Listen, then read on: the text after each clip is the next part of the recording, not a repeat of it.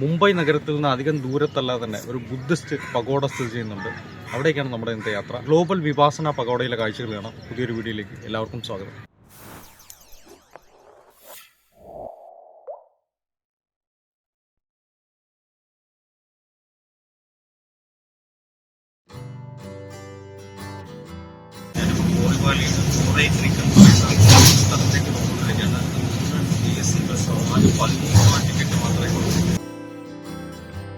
ഇപ്പം ബോറിവാലി ബസ്സിൽ നിന്നൊരു ബസ് കയറിയിട്ട് ഇപ്പം ബോറിവാലിയിലെ ബോട്ട് ജെട്ടിയിലാണ് നോക്കിയിട്ടുള്ളത്. പുറകിൽ നിന്ന് കാണാൻ പറ്റും. ഞാൻ ഇവിടെ നിന്ന് ഇപ്പോൾ പോകുന്നത് വിപാസന പഗോഡ എന്ന് പറയുന്ന ഇവിടുത്തെ ഒരു പഗോഡയിലേക്കാണ്. പ്രത്യേകം എന്താണെന്ന് വെച്ച് കഴിഞ്ഞാൽ ഇതൊരു ബുദ്ധിസ്റ്റ് പഗോഡയാണ്. നമ്മൾ ഫെറിയിലൂടെ മാത്രമേ അങ്ങോട്ടേക്ക് പോകട്ടെ. 9 മണിക്ക് ഇത് തുറക്കത്തുള്ളൂ.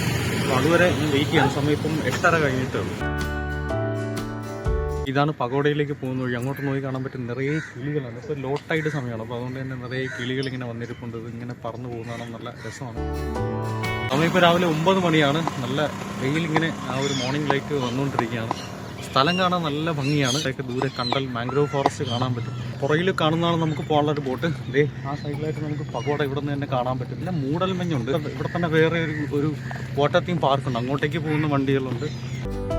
മുംബൈ നഗരത്തിനടുത്ത് ഗോരായ് എന്ന സ്ഥലത്ത് സ്ഥിതി ചെയ്യുന്ന ഒരു ധ്യാനകേന്ദ്രമാണ് ഗ്ലോബൽ വിപാസന പഗോഡ. ഗോരായ് ഉൾക്കടൽ, അറബിക്കടൽ എന്നിവയ്ക്കിടയിൽ ഒരു ഉപദ്വീപിലാണ് ഇത് പണികഴിപ്പിച്ചിട്ടുള്ളത്. സമാധാനത്തിന്റെയും ഒത്തൊരുമയുടെയും സ്മാരകമായാണ് പഗോഡ വിഭാവനം ചെയ്യപ്പെട്ടിട്ടുള്ളത്. പഗോഡ 2009 ഫെബ്രുവരി 8 ഉദ്ഘാടനം ചെയ്തു. ആന്ധ്രാപ്രദേശിലെ ഗുണ്ടൂർ ജില്ലയിലെ ഭട്രിപ്രോളയിലെ സ്തൂപത്തിൽ നിന്നുമുള്ള ഗൗതം ബുദ്ധന്റെ തിരുശേഷിപ്പുകൾ ഇവിടെ സ്ഥാപിച്ചിട്ടുണ്ട്. ബർമീസ് വാസ്തുകലാ ശൈലിയിലാണ് ഇതിന്റെ നിർമ്മാണം. തൂണുകളില്ലാത്ത ലോകത്തിലെ ഏറ്റവും വിസ്താരമേറിയ അർത്ഥകുംഭമാണ് ഇവിടുത്തെ ധ്യാനമുറിയിലേത്.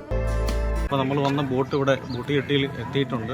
അപ്പം ഇനി ഇവിടെ നിന്ന് കുറച്ചധികം ദൂരം പഗോഡയിലേക്ക് നടക്കാനുണ്ട്. ഇവിടെ നിൽക്കുമ്പോൾ തന്നെ നമുക്ക് കാണാൻ പറ്റും. പുറകിൽ പഗോഡ കാണാൻ പറ്റും. അത്രയും ദൂരം നമ്മൾ ഇനി നടന്നു പോകാനുണ്ട്. പിന്നെ ഇതേ വഴി തന്നെയാണ് ഇവിടെ ഇവിടുത്തെ വാട്ടർ തീം പാർക്കും ഉള്ളത്. പുറകിൽ കാണുന്നതാണ് ഇവിടുത്തെ SL വേൾഡ് എന്ന് പറയുന്ന വാട്ടർ തീം പാർക്കാണ്. അപ്പോൾ ഇങ്ങോട്ടേക്ക് വരുന്നതും അതേ സെയിം ഫെറി തന്നെയാണ്. നമുക്ക് പോകേണ്ട ഈ വഴിയാണ്. ഇതുവഴി പോയാലും പഗോഡയിലേക്ക് എത്താൻ പറ്റും. അവിടെ ഒരു ചെക്കിംഗ് ഉണ്ട്. ഇതാണെങ്കിൽ SL വേൾഡ് ആണ്. അപ്പോൾ SL വേൾഡിൻ്റെ വഴിയിൽ നിന്ന് മാറി വിപാസന പഗോഡയുടെ വഴി കയറിയിട്ടുണ്ട്. ഇവിടെ സൈഡിലൊരു വെൽക്കം ബോർഡ് വെച്ചിട്ടുണ്ട്.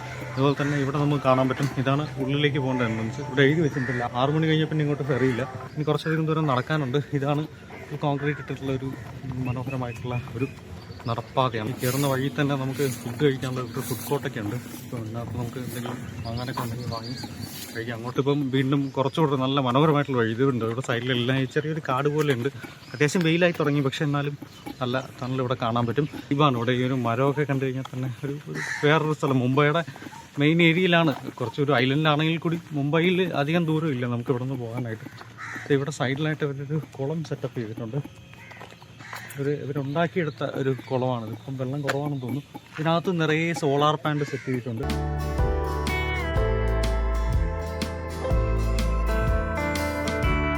നമ്മുടെ ആ ഒരു റോഡ് നടന്നെത്തുന്നത് ഇവിടുത്തെ ആ പഗോഡയുടെ ഗേറ്റിന്റെ ഫ്രണ്ടിലാണ്. അതാണ് പഗോഡയുടെ ഗേറ്റ്. ഇതിനുള്ളിൽ ഇതാണ് മ്യാൻമാർ വിപാസന ഗേറ്റ് എന്നുള്ളത്. അപ്പോൾ അതിന്റെ 2 സൈഡിലായിട്ട് നമുക്ക് 2 വലിയ വ്യാളി രൂപങ്ങളും കാണാൻ പറ്റും.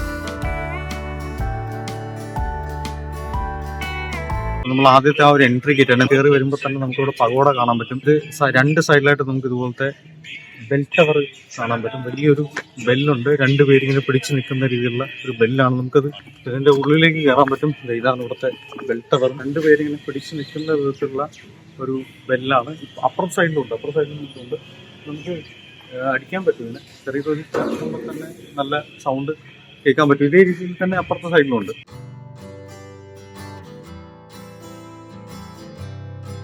അപ്പോൾ ബെൽ ടവറിൽ നിന്ന് പടി കയറി വരുമ്പോൾ തന്നെ നമുക്ക് ഇവിടുത്തെ പഗോഡ കാണാൻ പറ്റും. പുറകിലായിട്ട് പഗോഡയുടെ ഏറ്റവും ക്ലോസ് ആയിട്ടുള്ള ഒരു വ്യൂ ആണ്. ഇത് മ്യാൻമാർ ഗേറ്റ് എന്നാണ് നമ്മൾ ഈ കയറി വന്ന ആ ഒരു ഗേറ്റ് എന്ന് പറയുന്നത്. നമുക്കിവിടെ ഉള്ളിൽ കയറി വരുമ്പോൾ തന്നെ ആദ്യം 2 ആനകളെ കാണാൻ പറ്റും. അപ്പോൾ ഇതാണ് ഇവിടുത്തെ ബുദ്ധിസ്റ്റ് പഗോഡ. പഗോഡയുടെ ഉള്ളിൽ ഒരു വലിയൊരു വിപാസന മെഡിറ്റേഷൻ ഹോളാണ്. ഒത്തിരി വലിയൊരു ഹോളാണ്. അതിനകത്ത് വേറെ ഒന്നുമില്ല. ആളുകൾക്ക് ഇരുന്ന് മെഡിറ്റേറ്റ് ചെയ്യാൻ വേണ്ടി മാത്രമുള്ള ഒരു സ്ഥലമാണ്. പക്ഷേ നമ്മൾ അതിൻ്റെ ആ ഒരു കൺസ്ട്രക്ഷൻ ചെയ്തിരിക്കുന്നതെന്ന് പറഞ്ഞാൽ നമ്മൾ പറയുന്ന കാര്യങ്ങൾ ഒരുപാട് തവണ ആംപ്ലിഫൈ ചെയ്ത് മൊത്തം ആ ഒരു ഹാള് മുഴുവൻ അത് ഇങ്ങനെ റിവേർബറേറ്റ് ചെയ്ത് വരുന്ന വിധത്തിലാണ് അതിൻ്റെ ആ ഒരു കൺസ്ട്രക്ഷൻ. പഗോഡയെ ചുറ്റിയുള്ള ഈ ചുവരുകളിലെല്ലാം നമുക്കിവിടെ ബുദ്ധന്റെ ധമ്മ ഫിലോസഫിയുമായിട്ട് ബന്ധപ്പെട്ട കാര്യങ്ങൾ എഴുതി വെച്ചിട്ടുണ്ട്. ഒരുപാട് വചനങ്ങൾ നമുക്കിവിടെ കാണാൻ പറ്റും. മുഴുവൻ പഗോഡയുടെ അങ്ങറ്റം മുതൽ ഇങ്ങറ്റം വരെ നമുക്കിത് കാണാൻ പറ്റും.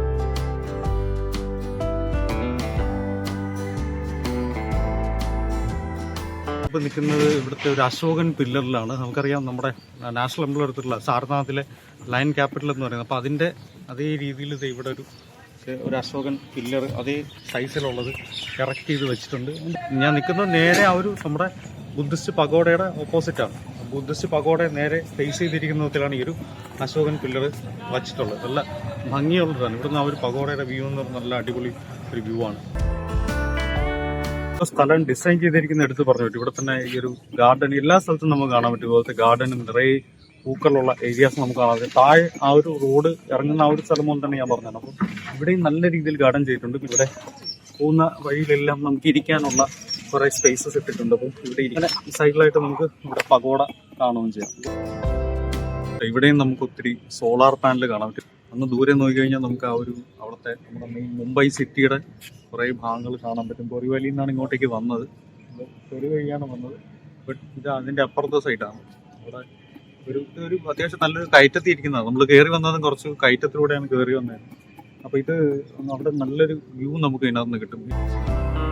വീൽ ഓഫ് ധമ്മ എന്ന് പറയുന്ന ഒരു ഗാർഡനും പിന്നെ ബുദ്ധനെ റെപ്രസെന്റ് ചെയ്യുന്ന ഒരു രീതിയാണ് ഈ ധമ്മ എന്ന് പറയുന്ന വീല്. നമ്മുടെ ഇന്ത്യൻ പതാകയിലൊക്കെ വെച്ചിട്ടുള്ളത് അതാണ്. അശോകന്റെ ആ ഒരു അശോക ചക്രം എന്ന് പറയുന്നത് തന്നെ ഈ ഒരു വീലാണ്. വീൽ ഓഫ് ധമ്മ എന്ന് പറയുന്നത്. അതിന്റെ ഒരു മൂവിങ് ഇൻസ്റ്റലേഷൻ നമുക്ക് ഇവിടെ കാണാൻ പറ്റും. ഇങ്ങനെ കറങ്ങിക്കൊണ്ടിരിക്കും. മനോഹരമായിട്ടുള്ളൊരു ഗാർഡൻ കൂടി ഇവിടെ ചെയ്തു വെച്ചിട്ടുണ്ട്. ഇതുപോലത്തെ മാനിന്റെയൊക്കെ ചെറിയ ചെറിയ മോഡൽസ് ഒക്കെ ഇവിടെ ഉണ്ടാക്കി വെച്ചിട്ടുണ്ട്. ബുദ്ധിസത്തിൽ ബുദ്ധനെ കൂടാതെ ബോധിസത്വന്മാരെയും ആരാധിക്കുന്ന രീതിയുണ്ട്. അപ്പം പുറകിൽ കാണുന്ന ഇങ്ങനത്തെ ഒരു ബോധിസത്വന്മാരെല്ലാം വെച്ചിട്ടുള്ള കുറച്ച് ദേവി പ്രതിഷ്ഠകളൊക്കെ ഉണ്ട്. പഗോഡയുടെ നേരെ ഓപ്പോസിറ്റ് ആയിട്ട് തന്നെയാണ്. ഇവിടെയും ചെറിയൊരു ഗാർഡൻ പോലെ കാണാൻ പറ്റും. ഇത് ആക്ച്വലി ഇവിടെ എഴുതി വെച്ചിരിക്കുന്നത് ആംഫി തിയേറ്റർ ആണെന്നാണ്. ഇപ്പം ഈ സംഭവമൊക്കെ എടുത്ത് കളഞ്ഞാൽ ഈ ഒരു സ്റ്റേജ് സെറ്റപ്പ് ഒക്കെ എടുത്ത് തൽക്കാലത്തേക്കുള്ള എടുത്ത് കളഞ്ഞു കഴിഞ്ഞാൽ ഇവിടെ ഇരുന്ന് നമുക്ക് എന്ത് ചെയ്യാൻ പറ്റും, ഇങ്ങനത്തെ എന്തെങ്കിലും പ്രോഗ്രാംസ് ഉണ്ടെങ്കിൽ കാണാൻ പറ്റും, അതിൽ കയറാൻ പറ്റും. ഇതാണ് ഇവിടുത്തെ ആ ഒരു പ്രതിമകളുടെയൊക്കെ ഒരു ക്ലോസപ്പ്. എല്ലാം ഈ പറഞ്ഞതുപോലെ ആ ഒരു കളർ സ്കീം അത് തന്നെയാണ്. തൊട്ടടുത്തായിട്ട് നമുക്കൊരു ബോധി മരം കാണാൻ പറ്റും. നമുക്കറിയാം ബുദ്ധൻ ബോധി വൃക്ഷത്തിന്റെ തണലിലിരുന്നപ്പോഴാണ് ബുദ്ധന് എൻലൈറ്റ്മെന്റ് അല്ലെങ്കിൽ ബോധോദയം ഉണ്ടായത്. അപ്പം ഇത് ശരിക്കും നമ്മുടെ ബോധ്ഗയയിലെ ബീഹാറിലെ ബോധ്ഗയയിലുള്ള ബോധി വൃക്ഷത്തിന്റെ തൈ ശരിക്കും ശ്രീലങ്കയിൽ കൊണ്ടുപോയി നട്ടിട്ടുണ്ടായിരുന്നു. അപ്പൊ അവിടെ നിന്ന് വീണ്ടും ഒരു തൈ കൊണ്ടുവന്നിട്ട് ആ തൈയാണ് ഇവിടെ നട്ടുപിടിപ്പിച്ചിരുന്നത്. അതാണ് ഈ ബോധി വൃക്ഷം.